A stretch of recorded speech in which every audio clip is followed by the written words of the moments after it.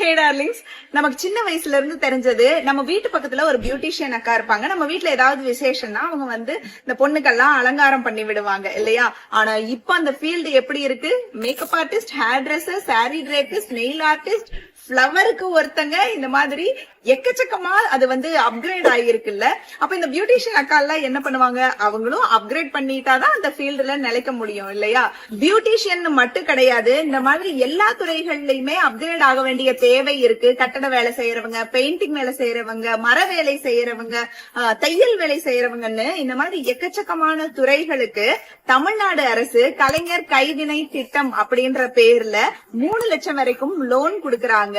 அதுல 50,000 தமிழ்நாடு கவர்மெண்டே மானியமா வந்து கொடுத்துறாங்க. அண்ட் நம்ம கட்ட வேண்டிய 2.5 லட்சத்துக்கும் 5% வட்டியையும் தமிழ்நாடு அரசு மானியமா கொடுத்துறாங்க. இதுக்கு நீங்க 35 வயசு பூர்த்தி அடைஞ்சிருந்தா போதும்.